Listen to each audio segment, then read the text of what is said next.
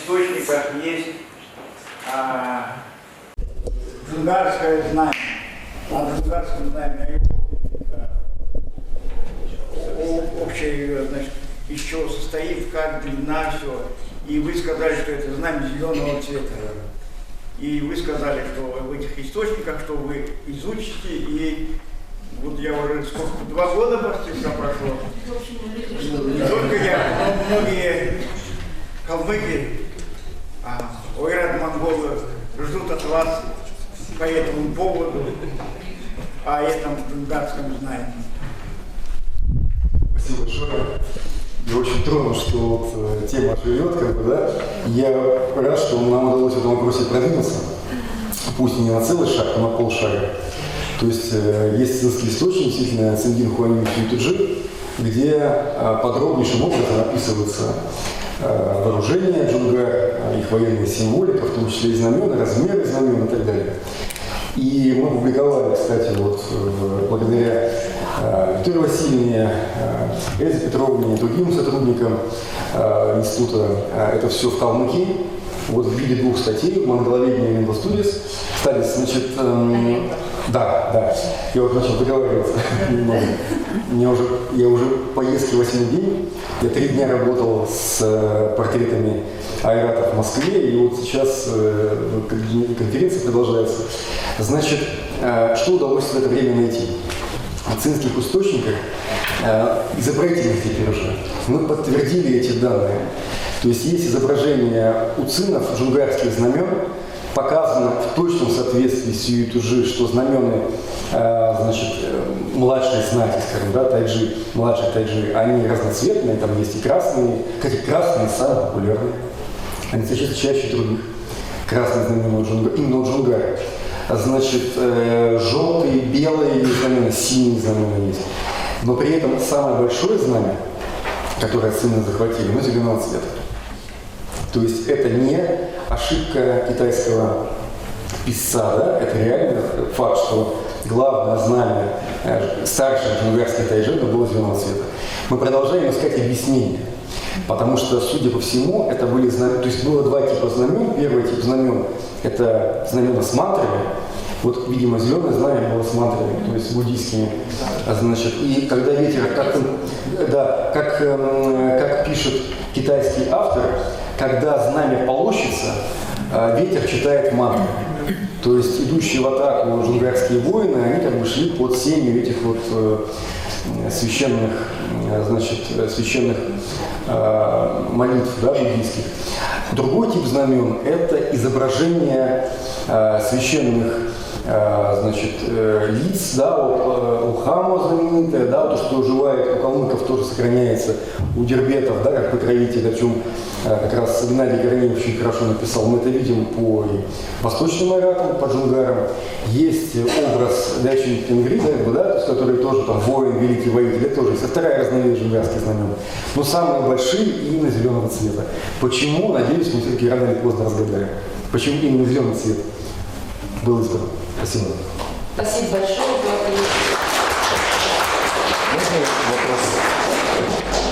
Несколько лет назад здесь был фестиваль «Айрат Тумен». Приезжал с Алтая лама Арам Кипчаков. Он привозил навершие Бунчука. Ну, он точно не сказал, но по слухам сказал, что это навершие Бунчука Мурсаны. Вам что-нибудь известно? И если да, то что известно? Я знаю, что вот как раз Геннадий Корнеев публиковал, в своей работе как раз навершие знамени. Оно очень походит на современное. Видите, капли золотой, да, и с втулкой и основанием. И некоторые, я знаю, коллеги сомневались.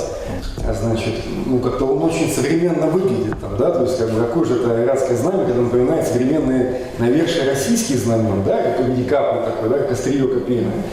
Но когда мы посмотрели материалы как раз цинских источников, выяснился интересный момент. Навершие знамени имело либо форму, такую грушевидную форму, то есть образ трирата, трех драгоценностей буддийского учения, либо каплевидную, это чинтамани, драгоценность, исполняющая желание. И поэтому, скорее всего, это навершие, которое каплевидное, да, вот если о нем речь, оно подлинное. Другое дело, как быть с наследием Амурсаны. Дорогие коллеги, вот есть образ Амурсаны, который остался в памяти народа, он во многом незаслуженный ведь. Именно Амурсана привел цинские войска в Джунгарию, не будем об этом забывать. Это был талантливый человек, но он был авантюрист. Это был молодой авантюрист, ему было чуть больше 30 лет, который присягнул цинскому императору в надежде на то, что тот поможет ему стать правителем Джунгарии, а когда выяснилось, что значит, ему отдают только хойтов, он, собственно, начал восстание. Но есть легенда о том, что когда в Монголию вернется знамя и доспех Амурсаны, Монголия станет свободной. Ну, мы говорим про Монголию, понятно, про какую, да, про внутреннюю. Поэтому это такой уже политический вопрос. И когда мы с моим коллегой Юрием Ивановичем Ажередовым готовили книгу «Доспех воина Джамсарана», мы хотели как-то поиграться с этим, сказать, что может доспех Амурсаны, потом решили не стоит, чтобы не вызвать каких-то политических коллизий. Вот. Поэтому, и, кстати, в современном Ховде вот историческая память какая, да, вот интересная у народа. Там же аратское в основном преимущество населения. В центре города Хов стоит памятник Галдану Бошоктухану. Тот, кто бился с цинами. Он прямо на центральной площади, и при мне, то есть это не какая-то была показуха, это просто подходят люди, приносят ребятишек маленьких, там детей совсем, да, и те ладошками прикладываются к постаменту. А памятник Амурсане стоит глубоко там во дворах, даже не отремонтированный. И в этом есть какая-то вот высшая справедливость, прошу прощения, как бы, да, потому что вот Галдан Бошокту, да, это отец джунгарского народа, да, он много, может быть, ошибок совершил. Но, по крайней мере, цинские войска на свою родину он не приводил, как бы, да. А Мурсана, да, он где-то героически сражался, смывает ли это его грехи перед айратами? Вот, извиняюсь за такое отступление, но будет интересно. У нас выходило вместе с моим коллегой Алексеем Михайловичем Пастуховым целый специальный выпуск журнала «Парабеллум». Это питерский военно-исторический журнал, и он был целиком посвящен как раз событиям гибели Джунгарии 55-й, 59-й, 79-й годы. И там как раз на основе цинских источников объясняется логика, она страшная логика, извращенная, но тем не менее логика цинских властей. Почему был произведен этот самый геноцид? Почему убивали детей, стариков, мужчин, женщин цинские войска в 1978 годах? Оказывается, по законам Цинской империи измена императора каралась смертной казнью человека и 3 поколений, до и после него. Когда началось восстание, так называемое восстание Амурсаны, там было несколько лидеров, кстати, а Амурсана был только один из них. Цинская империя заработали эти жернова законов, и с точки зрения цинского законодательства это была измена народа по отношению к императору, что давало основание на поголовное истребление сотен тысяч людей. Причем жуткие подробности, страшные подробности, когда там же Цингун как говорил, всех, кто лояльность сохранил, кто не изменил, их пощадить, всех остальных уничтожить. И когда цинские отряды, там приводится пример, когда родственник императора, он зашел в Улус, который был лояльным Цинской империи, он не изменил. Но полководец цинский был на стороже, и он сказал, что если я заиграю на свирели, выходите из юрты и убивайте всех айратов. И Зайсан, который его встречал, он его кормил, поил, угощал, тот ел, пил, видимо, выпил много, ему стало весело, и он заиграл, потому что вот захотелось ему. И целый улус с детьми, женщинами, наверное, убили только потому, что одна какая-то, извиняюсь, тварь, как бы, да, вот ей захотелось повеселиться. Такое тоже было. Вот. И, конечно, вот мы говорим о величии айратов, но у нас это трагедия айратов. Потому что вот 2 страшных десятилетия, да, это вот 50-е годы, да, вторая половина 50-х, да, и вот первая половина 70-х годов, да, когда великий айратский народ пережил 2 страшные катастрофы, да.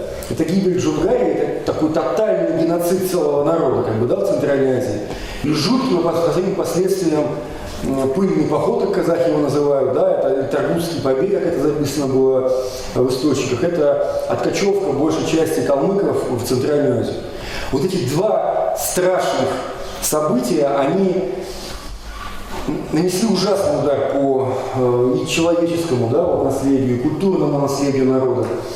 Я до сих пор говорю, что если бы вот в 50-х годах 18 века умудрились бы удержать внутреннее единство, можно было преодолеть и экономический кризис, который тогда был, и эпидемию оспы.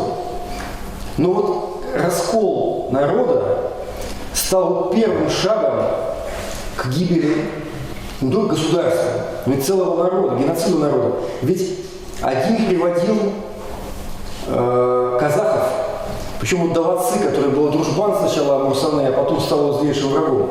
Это же жуткая история, когда он привел казахские отряды, сам разоряя дербетов, например, да, Даватсы, значит, скот и лошадей забирал себе, а пленных дербетов отдавал казахам.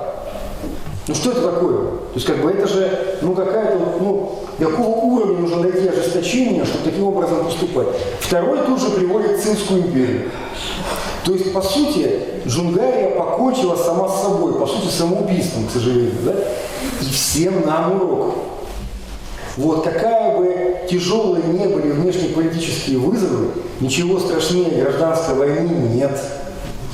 И не сохранив внутреннее единство, можно рисковать не только будущим страны, но и будущим целого народа. Вот. И Миллионника, да. Кстати, по цинским источникам минимальное население айратов накануне гибели это 600 тысяч человек, максимальное около миллиона, чуть может быть даже больше. Это Джунгар. И каким бы могло быть будущего калмыцкого народа, если бы не Убаши, да, не Савыгдержи, например, да, но история не знает слагательного наклонения, иногда говорят, но и уроки прошлого не стоит забывать. Это, кстати, касается не только калмыков, но и все народы России, как бы, да, это хороший повод об этом серьезно подумать.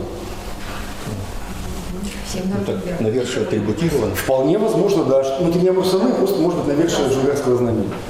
Можно еще? А вот пророчество Амурсаны исполнилось или нет? Ну, по поводу того, что Амурсана сказал, что Цинская империя капитулирует перед джунгарами, а это все-таки произошло, когда наша советская армия освобождала Китай и уничтожила Пантунскую армию, цинский император Пу, когда шел к самолету, и почетный караул из генералов стояли, и среди них был наш земляк Гордовиков. Цинский император посмотрел на казаха генерала, потом повернулся к Гордовикову, взял свой меч и отдал Гордовикову. Это очень красиво.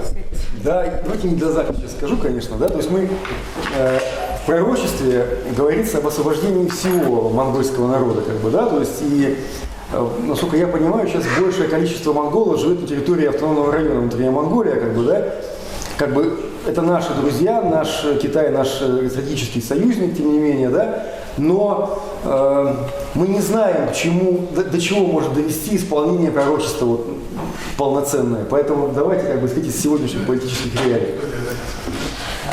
Простите, у нас время уже заканчивается, мы сидим 2,5 часа, нам гостей нужно отвезти на обед, чтобы успеть в аэропорт, да? Поэтому вот давайте гостю дадим слово, пожалуйста, Исаак Махадурович. Вот, скажите, пожалуйста, вот я слушал, и ни в коей мере не хочу умалять других ученых. Вот такого интересного доклада, такой лекции я давно не слышал, честно.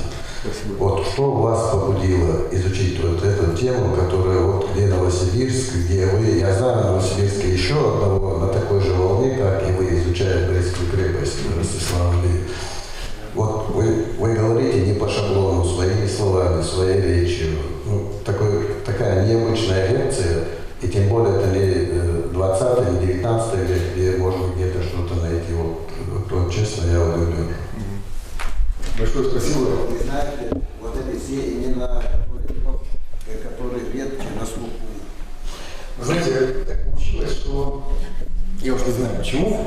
Я с детства люблю оружие, сколько всегда помню, всегда у меня были солдатики, там всякие игры, связанные с военным делом, с оружием. Я занимался Западом, Европой занимался, русскими княжествами. Как занимался? Я был школьником, в конце концов. Но в 10 классе мне в руки попало 2 книги. Одна книга – это роскошная была детская энциклопедия по тем временам, где были великолепные реконструкции Горелика Михаила Дмитриевича, да, вот я сегодня показывал, которые я сам рисую немножко, и которые можно часами рассматривать, да, это вот очень красиво и прям ложится на душу. А второе, и тогда же мой дедушка, царство небесное, хотя военным инженером, каким-то строителем, значит, мы с ним купили на книжной ярмарке книгу Льва Николаевича Гумилева «Древние тюрки». Вот. И когда ты читаешь «Древние тюрки» и смотришь рисунки Горелика, невозможно не влюбиться вот в историю Великой Степи. А решающую роль, почему стал заниматься айратами, я, по-моему, об этом уже говорил, мой, к сожалению, тоже ныне покойный учитель, мой научный руководитель Юрий Сергеевич Худяков, профессор, доктор наук, основатель Сибирской оружейнической школы. Мы шли с ним, я был еще студентом, первый, второй курс, и мы шли на раскоп из лагеря. Алтай, красота. И он говорит: Леонид, ты вот сейчас древними тюрками занимаешься. Ты и дальше собираешься заниматься? Собираешься дальше кандидатскую, там, как-то дальше, что-то еще заниматься дальше? Если планируешь, то лучше древних тюрков не трогать. Там уже все пахано, перепахано, уже все там миллионы исследователей этим занимались. Присмотрись к позднему средневековью. Это было настолько мимолетно сказано, вот настолько легко. Вот в чем величие учителя настоящего, да? Вот он обронил фразу, у нас где-то в голове осталось. И прошел год, наверное, и я стал поднимать материалы по позднему средневековью, по раннему нового времени. И оказалось, тема-то интереснейшая, удивительная, совершенно практически не исследована, именно по степной Евразии. А когда занимаешься поздним средневековьем, невозможно не заниматься айратами. А когда занимаешься айратами, в них невозможно не влюбиться. Поэтому вот таким вот путем, собственно, я пришел к изучению военно-культурного наследия айратского народа.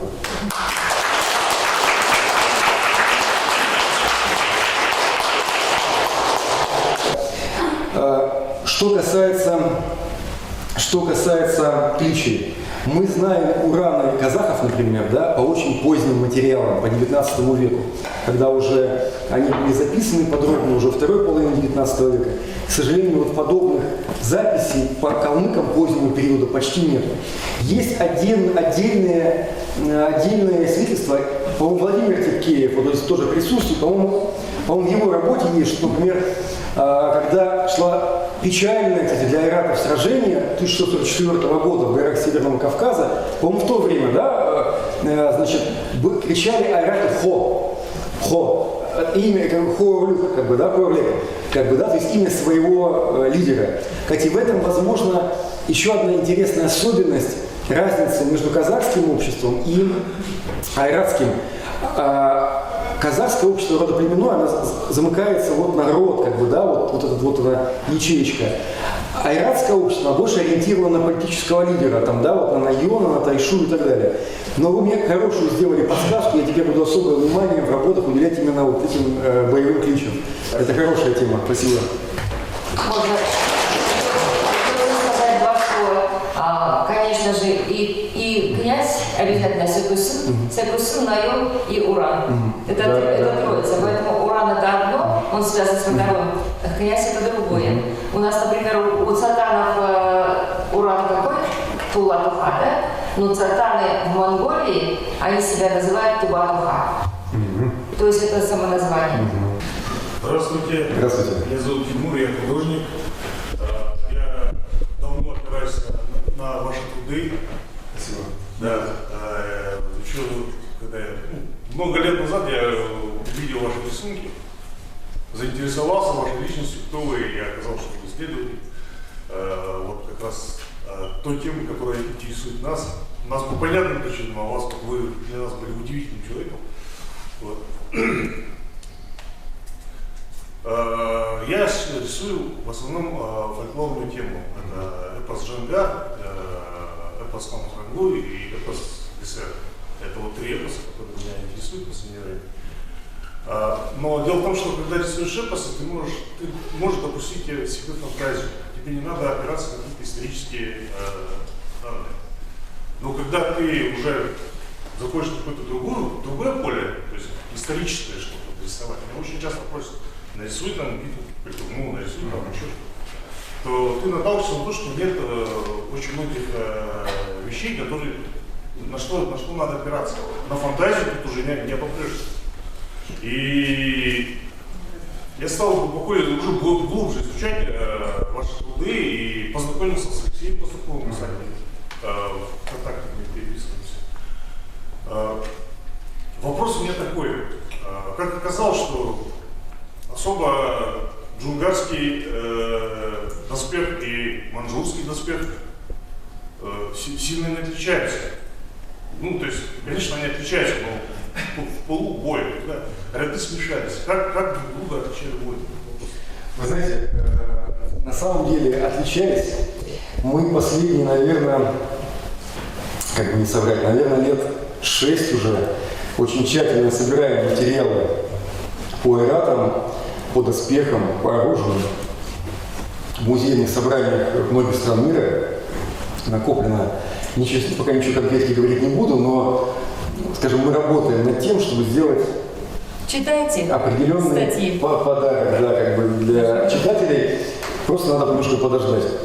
Что касается того, как отличались, на самом деле достаточно сильно отличались. То есть спутать айрата и даже без доспеха с казахом и даже с монголом было невозможно. Вот, опять же, не хочу пока раньше времени ничего говорить, но уже скоро мы вас, надеюсь, порадуем интересным проектом. Есть очень четкие маркеры в одежде, в головных уборах, на основании которых невозможно было спутать ни калмыков с нагайцами или там с крымскими татарами, ни джунгар с монголами и с казахами. Можно я оставлю пока эту интригу на будущее, чтобы, так сказать... Я смотрел китайские изображения, кое-что я, в принципе, понял. Вот. Значит, и второй момент, это по доспехам. Цинская армия, в чем изюминка цинской армии? Там введена была панцирная униформа, когда воины подразделения были облачены в доспехи определенной расцветки. Было там синее знамя с каймой, красное знамя. И у них на доспехах было видно. Красное знамя с каймой – это красная бригандина или куяк с белой окантовкой. И все воины подразделения, они такие все доспехи и носят. Кроме того, у цинской армии были стандартизированы боевые наголовья. То есть шлемы были однотипные. Что была самая настоящая панцирная униформа. У джунгар, кстати, тоже. Вот джунгары, вот что интересно, чем дальше мы узнаем, тем больше интересных вещей уточняется. Они тоже вводили одноцветные, например, расцветку некоторых подразделений. Вот мы нашли и по вещественным материалам, и по изображениям, что элитные отряды джунгарских воинов крыли свои пластинчатые доспехи тканью красного цвета. Ярко-красного цвета. Значит, и шлемы джунгарские сильно отличались от цинских. И корпусные панцири сильно отличались между собой. То есть спутать их в ходе сражения было достаточно сложно. Наверное, было более проблемно в столкновении, допустим, монголов с джунгарами. Но и у них тоже были достаточно существенные различия. Я думаю, сначала мы разберемся с костюмом, вот, потом, надеюсь, вас что-то порадует, и потом перейдем плавно вот к доспехам и к оружию. Ждем. Обещаю, да.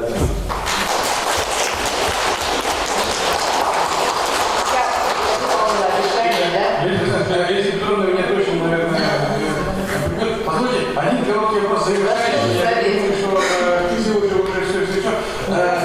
Вопрос прям короткий, прям буквально может быть одну фразу. Очень важно для нас, 1 сентября каждый год мы отмечаем День арабской славы. Есть дискуссия в научном мире, вопрос историчности и основанности на источниках, на китайских источниках, подробности сражения эпохи 14 1449 года при Туму, сражение Сен-Тайши, вопросы историчности и численности сражающих сторон и количество, скажем так, погибших. Ну, как бы, настолько это выглядит как бы фантастично, что кто-то это отметает просто как факт. Ваше мнение? Значит, я в самом начале говорил, что в реальных боевых действиях численность армии кочевников и того же Китая были вполне сопоставимы. Другое дело, что в составе китайской армии может быть колоссальное количество комбатантов, носильщиков, погонщиков и так далее. Создавало огромную численность. Но, конечно, не 300 и не 500 тысяч, это, конечно, чистая фантастика. Вот мы подняли материалы по битве при Ходунну, где вот прям отчеты есть. Там вот называют цифры 40-50 тысяч. Это колоссальные цифры, но они проходят у нас по статистике, например, там, да, по данным. Это реально это чудовищного размера битвы. Я думаю, что по Туму нет таких данных подробных, нет реестров, но я думаю, численность бойцов была примерно сопоставимая. Ну, по сравнению с Ходунну, например. То есть мы можем говорить о десятках тысяч всадников и, если говорим китайцев, пехотинцев с обоих сторон. Но это для средневековья, это чудовищный масштаб. Чудовищный.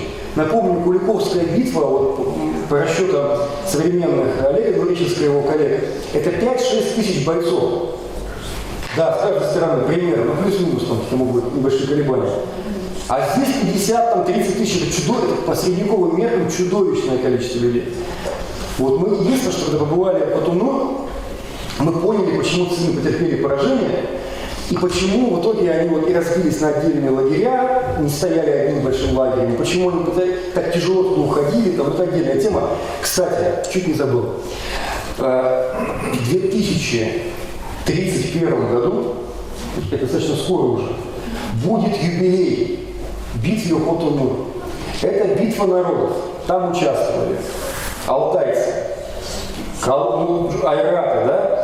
Значит, мусульмане Восточного Туркестана, монголы, цины и так далее. Вот было бы здорово к этому времени, к 1931 году, либо конференцию какую-то провести, посвященную этому, либо какую-то монографию выпустить, да? То есть как-то отметить это событие. Если мы говорим о главных победах айратов в их истории, да, и вот, я не знаю, как будет 3-4 место, наверное, там будет река Урхуль, там Алгой там на 3-м месте, да, но 1-2 точно Туму и Хотунну. Туму это стало брендом. Захваченный император, значит, и победа какая-то славная одержана, наверное, будет на 1-м месте. А на 2-м Хотунну высоких сомнений. Вам есть чем гордиться?